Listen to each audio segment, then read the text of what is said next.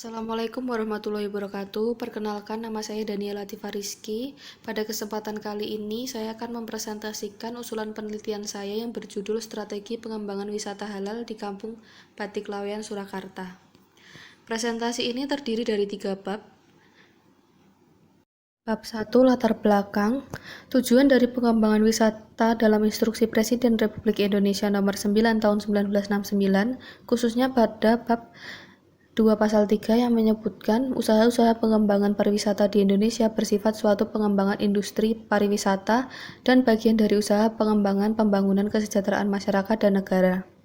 Kriteria umum wisata halal memiliki orientasi kepada kemaslahatan umum, menghindari kemusyrikan dan kufarat, bebas maksiat, menghormati nilai-nilai sosial budaya dan kearifan lokal, memiliki orientasi pencerahan, penyegaran, dan ketenangan.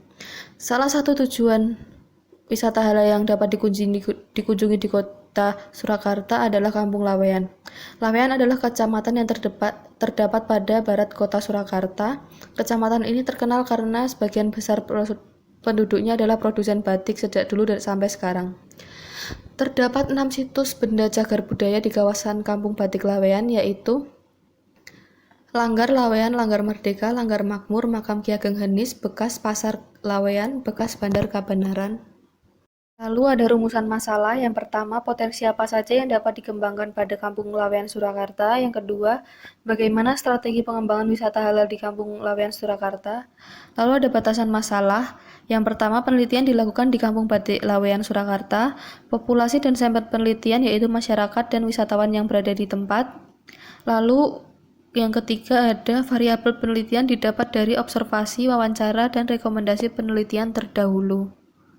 Selanjutnya ada tujuan penelitian. Yang pertama, untuk mengetahui potensi apa saja yang dapat dikembangkan pada Kampung Laweyan Surakarta. Yang kedua, untuk mengetahui strategi pengembangan wisata halal di Kampung Laweyan Surakarta. Lalu ada manfaat penelitian. Yang pertama, menambah wawasan serta pengetahuan bagi penulis terhadap pengembangan wisata halal. Yang kedua, penelitian ini dapat digunakan sebagai referensi untuk peneliti lain yang berkaitan dengan isi dari penelitian. Yang ketiga, penelitian ini sebagai rekomendasi atau masukan bagi pemerintah dalam mengembangkan wisata halal khususnya di kota Surakarta. Bab 2, landasan teori. Strategi adalah usaha untuk mencapai keunggulan dalam persaingan yang sesuai dengan keinginan untuk dapat bertahan sepanjang waktu dengan mengambil wawasan jangka panjang yang luas dan menyeluruh. Lalu ada peranan strategi. Strategi memiliki peranan yang sangat penting bagi pencapaian tujuan, karena strategi memberikan arah tindakan dan cara bagaimana arah tersebut harus dilakukan agar tujuan yang diinginkan tercapai. Lalu ada manfaat strategi. Memungkinkan alokasi waktu dan sumber daya yang lebih efektif, mendorong pemikiran kepada masa depan, dan memberikan tingkat disiplin. Konsep pengembangan wisata halal. Pengertian pengembangan. Menurut KBBI, pengembangan adalah perbuatan menjadikan bertambah, berubah menjadi sempurna, meliputi pikiran, pengetahuan, dan lain sebagainya. Tujuan pengembangan: meningkatkan pendapatan devisa negara, memperkenalkan kebudayaan Indonesia, dan meningkatkan hubungan nasional dan internasional. Prinsip pengembangan: lingkungan adalah nilai utama kepariwisataan, memberikan keuntungan kepada masyarakat, pengelola, dan wisatawan. Semua pihak yang terlibat harus berupaya menerapkan pemeliharaan lingkungan. Strategi pengembangan wisata halal.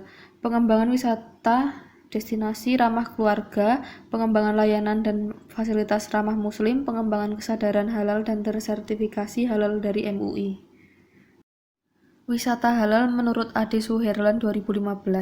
Wisata halal adalah mempertimbangkan nilai-nilai dasar umat muslim di dalam penyajian mulai dari akomodasi dan restoran yang selalu mengacu kepada norma-norma keislaman.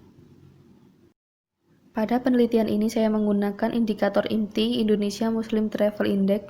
Yang pertama, akses, terdiri dari akses udara, kereta api, laut, dan infrastruktur jalan. Yang kedua, communication atau komunikasi, yang terdiri dari panduan wisata muslim, sosialisasi stakeholder, jangkauan, dan kemampuan bahasa bagi pemandu wisata, dan pemasaran digital. Yang ketiga, ada environment atau lingkungan, pintu kedatangan domestik ataupun internasional, cakupan wifi di bandara, dan komitmen wisata halal.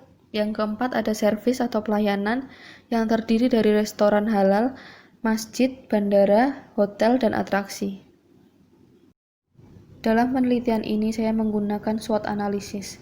Analisis SWOT adalah suatu cara untuk mengidentifikasi berbagai faktor sistematis dalam rangka merumuskan strategi pengembangan bisnis, termasuk pariwisata.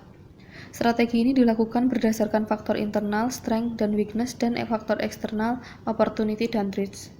Strength adalah kekuatan yang dianalisis merupakan faktor terdapat dalam tubuh organisasi, proyek, ataupun konsep bisnis. Weakness adalah kelemahan, segala sesuatu yang dapat merugikan sektor pariwisata. Lalu ada opportunities, peluang yang akan dikembangkan di masa yang akan datang. Dan ada threats, yaitu kondisi yang mengancam dari luar. Selanjutnya ada diagram SWOT yang terdiri dari 4 kuadran, yaitu yang pertama growth, stability, survival, dan diversifikasi. Selanjutnya ada diagram matriks SWOT yang dapat menghasilkan 4 set alternatif kemungkinan strategi yang terdiri dari strategi strength opportunity, strategi weakness opportunity, strategi strength threat, dan strategi weakness threat. Selanjutnya ada IFAS dan EFAS. IFAS adalah internal faktor analisis summary, terbentuk dari strength dan weakness. Masalah strategis yang harus dimonitori harus ditentukan karena masalah mungkin dapat mempengaruhi pariwisata yang akan datang. Lalu ada external faktor analisis summary atau EFAS, terbentuk dari opportunity dan threats, di mana faktor tersebut menyangkut dengan kondisi yang akan ada di dalam perusahaan atau bisnis tersebut. Lalu ada tabel perhitungan IFAS dan EFAS. Pada PowerPoint ini adalah contoh dari IFAS yang terdiri dari kekuatan dan kelemahan yang ada 5 kolom. Yang pertama ada nomor, faktor-faktor strategis, bobot, nilai, dan bobot kali nilai. Bab 3 metode penelitian, jenis dan sumber data. Jenis penelitian ini adalah kualitatif, pendekatan yang saya gunakan adalah purposif, di mana partisipan tidak diambil secara acak. Data yang digunakan data primer yang dapat diperoleh dengan kuesioner. Yang kedua ada data sekunder yang didapat dari data dari pihak terkait dan penelitian terdahulu. Lokasinya berada di Kampung Batik Laweyan, Surakarta. Metode pengumpulan datanya, alat yang digunakan untuk mengukur data atau variabel yang diteliti berupa kuesioner. Kuesioner digunakan dalam penelitian adalah model skala Likert sehingga responden dapat memilih jawaban sesuai keinginan. Lalu metode pengumpulan data yang digunakan dalam penelitian ini adalah metode wawancara, memberikan kuesioner, dan metode observasi dengan survei datang langsung ke lapangan. Lalu skala yang digunakan dalam penelitian ini adalah menggunakan skala Likert dengan interval 4 atau a 4-point Likert scale yang menunjukkan 4 adalah sangat setuju, 3 setuju, 2 kurang setuju, dan 1 tidak setuju. Lalu variabel penelitian yang saya gunakan adalah variabel penelitian yang menurut IMTI, Indonesia Muslim Travel Index, yaitu yang pertama akses, communication, environment, dan service.